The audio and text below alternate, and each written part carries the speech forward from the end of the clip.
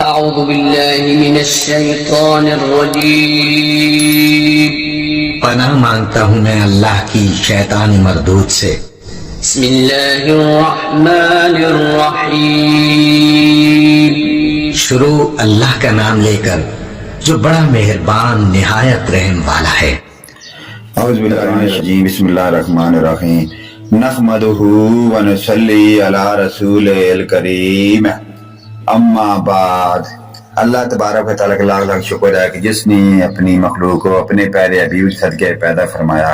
ناظرین کرام، اسلامی ویڈیو شروع کرنے سے پہلے دنیا کے تمام دوستوں بھائیوں سے گزارش ہے، عرض ہے کہ ہماری اسلامی ویڈیو کو لائک اور سبسکرائب ضرور کریں اور ساتھ لگے گھنٹی کے آل کے بٹن کو ضرور پریس کریں تاکہ ہماری ہر نئی اسلامی ویڈیو آنے پر اس کا آپ کو بر وقت نوٹیفیکیشن ملتا رہے اور جس سے آپ دینی موضوع کا ایک لفظ بھی سن کر اس سے اچھا اور نیک صلاح پائیں گے. اس کے میں آپ کی آخرت بھی سنور جائے گی اور ہمیں بھی اس کا اچھا اور نیک صلاح ملے گا. ناظرین کرام، آج کی ہماری ویڈیو کا موضوع ہے نبی کریم صلی اللہ علیہ وآلہ وسلم پر وحی کا نزول. اسلامی حدیث واقعہ حدیث نمبر 67. رسول پاک صلی اللہ علیہ وآلہ وسلم کی آسو مصنف ہیں اس کے حافظ عبد الشکور. تو صفحہ نمبر ہے 20 تا 22. صحیح بخاری سے یہ حدیث لی گئی ہے. تو چلیے ناظرین ویڈیو کی جانب چلتے ہیں.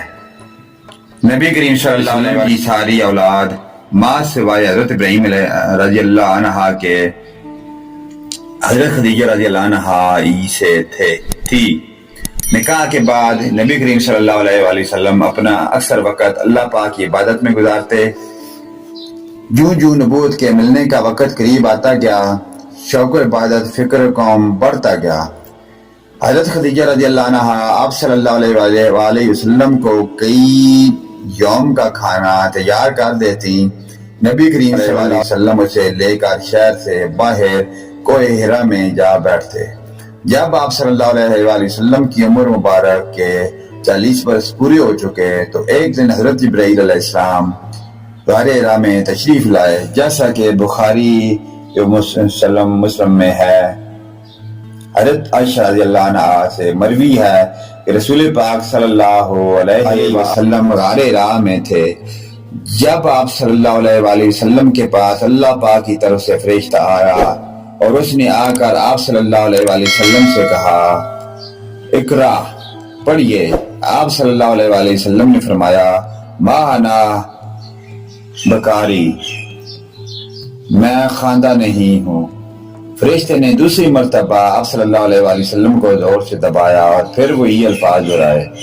آپ صلی اللہ علیہ وآلہ وسلم نے پھر وہی جواب دیا. تیسری مرتبہ حضرت جبرائیل علیہ السلام نے دوبارہ کر کہا اقرأ باسم ربک الذی خلق خلق الانسان من علق اقرأ وربک الاکرم الذی علم بالقلم علم الانسان ما لم یعلم.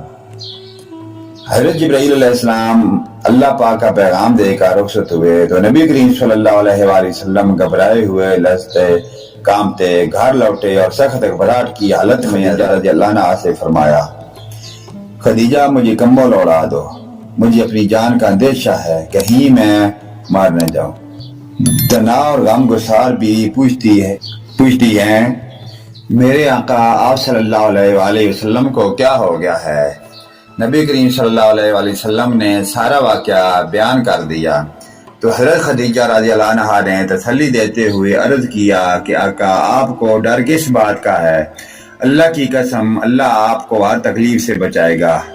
میں دیکھتی ہوں کہ آپ صلی اللہ علیہ وآلہ وسلم قربا سے، غریبوں سے، مسکینوں سے حسن سلوک کرتے ہیں، بیواؤں اور یتیموں بے کسوں کی مدد فرماتے ہیں، مہمان نوازی کرتے ہیں، مصیبت زدوں سے ہمدردی کرتے ہیں. اس کے بعد حضرت خدیجہ رضی اللہ عنہا حضور نبی کریم صلی اللہ علیہ وآلہ وسلم کو ساتھ لے کر تورات انجیل کے ایک بہت بڑے عالم ورقہ بن نوفل کے پاس گئیں اور ان سے کہا کہ اے چچا اے بھتیجے اپنے بھتیجے محمد صلی اللہ علیہ وآلہ وسلم کی بات سن ورقہ نے کہا بھتیجے فرمائیں کیا بات ہے؟ نبی کریم صلی اللہ علیہ وآلہ وسلم نے غار حرا کا سارا واقعہ بیان فرمایا۔ آپ صلی اللہ علیہ وآلہ وسلم کا بیان کرنا ہی تھا کہ ورقہ بن نوفل بول اٹھے، یہ ہوئی ناموس حضرت جبرائیل علیہ السلام ہے جو موسیٰ علیہ السلام پر نازل ہوا۔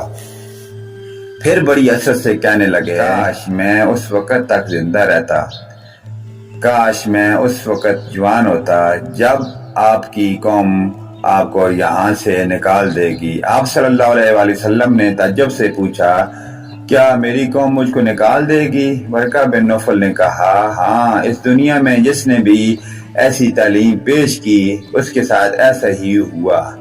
کاش میں آخرت تک زندہ رہوں اور آپ صلی اللہ علیہ وآلہ وسلم کی خدمت کروں۔ اس واقعہ کے چند دن بعد حضرت ورقہ بن نوفل مالک حقیقی سے جا ملے۔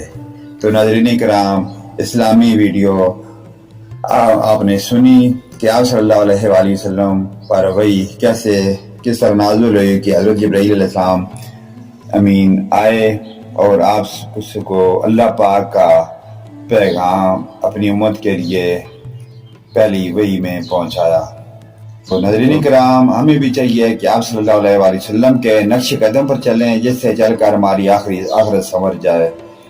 اللہ پاک کی ذات ہمیں آپ صلی اللہ علیہ وسلم کے نقش قدم پر چلنے کی توفیق عطا فرمائے اور نیک اعمال نیک کام کرنے کی اور آخرت کی فکر کرنے کی توفیق عطا فرمائے۔ نیکسٹ ویڈیو لے کر آپ کی خدمت میں ہم دوبارہ حاضر ہوں گے۔ اجازت دیں، آمین ثم آمین یا رب العالمین، وآخرنا دعوانا الحمدللہ رب العالمین۔